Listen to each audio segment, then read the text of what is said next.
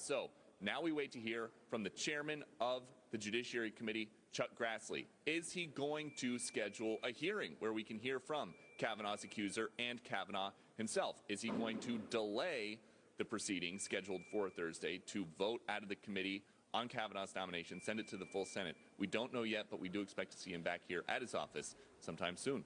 Melissa? Peter Ducey, thank you so much. Ari, if she's brave enough to come forward and speak before the committee, isn't that the way things should go at this point? What do you think? There's only one thing that can happen, and that is she needs to have her day in court, and he needs to have his.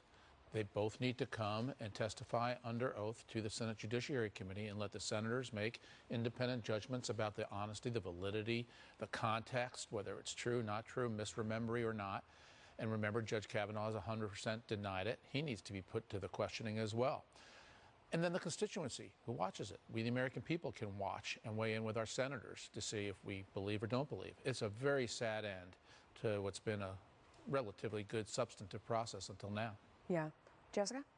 I agree completely with Ari, and I think that you will start to see more bipartisan support for that as the end result here, not just from the senators on the judiciary community, but across the board.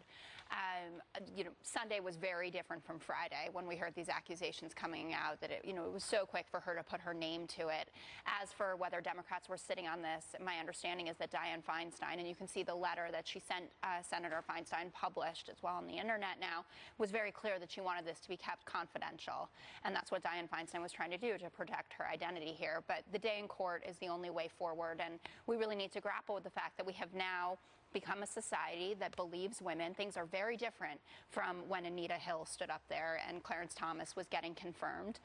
We've seen a lot of very powerful men lose their jobs, lose their seats. Al Franken lost his seat in the Senate as a result of this, and we have to be thoughtful and fair and make sure that every woman knows that her story deserves to be heard. And I applaud Kellyanne Conway for coming out with that message today. It was not what I expected to hear. No, and she was very steady and very firm in what she said from the White House. I mean, Katie, now lots of people are coming up with mitigating circumstances on every side. There is a report in the Montgomery County Courthouse that Brett Kavanaugh's mother, Judge Martha Kavanaugh, foreclosed on the accuser's parents' home years ago. Nope, now I'm hearing that she did not rule on that case. See, these are the circumstances that That's how going back and forth, yes. As you're seeing more evidence come out on one side or the other. Right. I just want to say, yes, we are a society that takes women's accusations seriously, but we're also a society that believes in innocence until proven guilty. Sure. And at this point, we are only basing these allegations on words that cannot be proven. She can't prove anything necessarily about what happened, and Brett Kavanaugh can't prove that it didn't happen or that he didn't do these things. And so that's where we are. It's extremely frustrating to look at the timeline here.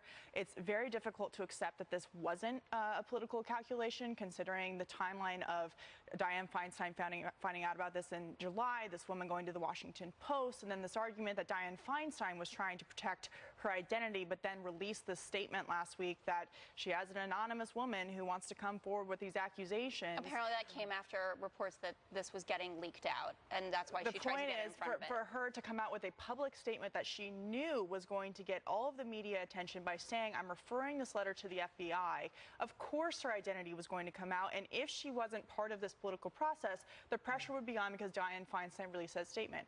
Finally, I want to say, Democrats were saying this has to be delayed for an FBI investigation. The FBI received this letter from Dianne Feinstein. They looked at it and said, there's not enough evidence to go off of here. We're going to put it into his record with the White House. And so for them to be saying we need a thorough FBI investigation, they already looked at it and come to a conclusion that it can't necessarily be thoroughly investigated because it happened so long ago and there's only 3 witnesses involved. I hear that, but Kennedy, we've learned something from sitting on this couch a lot and watching these hearings happen a lot of time during this hour, is that when people sit up there and they tell their story, you do as a viewer get a sense of kind of who you believe. Yes. And, isn't there something to that? Like, if they both sit there and have their moment, don't you feel like people out there watching will get a sense of who they believe? Yeah, and I think people are also much more informed than they have been, when we're talking about like the Iran-Contra hearings and people's emotional response to Oliver North and Clarence Thomas versus Anita Hill, and people finding who they emotionally connected with. But the facts are critical here, and something that's inconvenient for both sides is all of these things can be true at the same time. The question is, where do we go from here?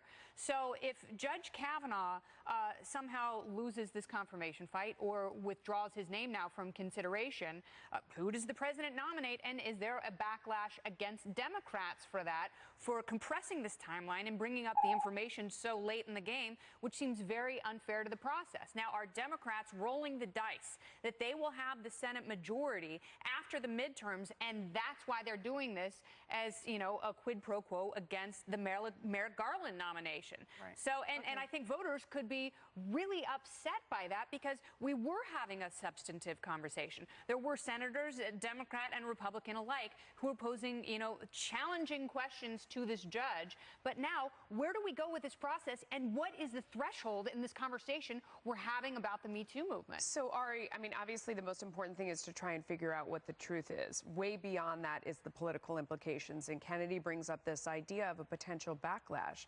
I mean, as this plays out closer and closer to the midterms, it does have the potential of firing up the right, even the never-Trumpers, to come out, because having a judge has proven to be one of the things that motivates them to the polls. I think it's too early to say, and it all depends on what happens when they both have that day in court. And if the right feels that Judge Kavanaugh is being the victim of something that's unfair and is not provable, then it will probably fire up the right.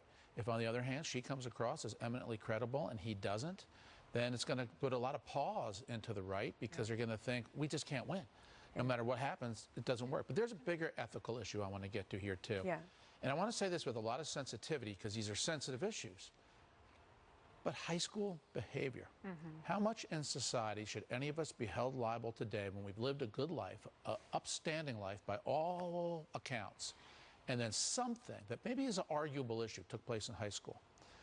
Should that deny us chances later in life, even for a Supreme Court job, a presidency of the United States, or you name it? Yeah. How accountable are we for high school actions when this is clearly a disputable high school action? That's a tough issue. As minors. And you're not saying he's not accountable. You're just saying this is a conversation that we should have. I would also say that in this Me Too era, one thing we've noticed is that one person comes forward, and then there's either a whole bunch of other people that come forward saying that person did something to me, or no one else comes forward to say that person also did the same thing to me. And that can be telling. And I do want to, what we're going to see here is that anybody who dares to question the timeline of the story, her version of events, is going to be accused of attacking the witness, denying her story, not taking her seriously, when there are very legitimate questions to be asked here. And I think that the conversation that's been had around this and some of the accusations made by Brian Fallon, for example, who worked for Hillary Clinton during the 2016 campaign, they are saying now, well, this is why Brett Kavanaugh hired so many female clerks. And this is why Brett Kavanaugh was a female basketball coach, impugning his character that way and implying that the reason he was hiring women, which I thought the left was all about, and coaching his children's basketball team was a way for him to kind of prey on other women. That kind of accusation is just so abhorrent and disgusting.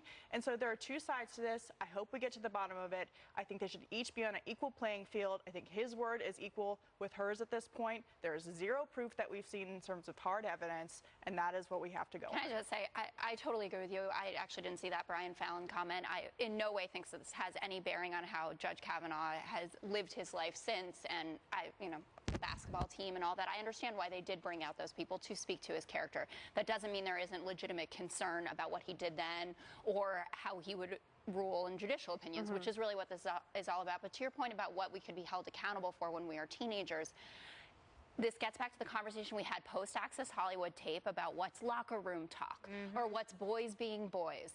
And I don't have a side. Or dying in Teddy Kennedy's car. And then absolutely, but we can't get back hero for decades. Wait. I want to shut it down there, because we're getting way too much into comparing this person from the past, not political thing, and we need to talk about this woman. The question is, are you offended because this guy's on the other side?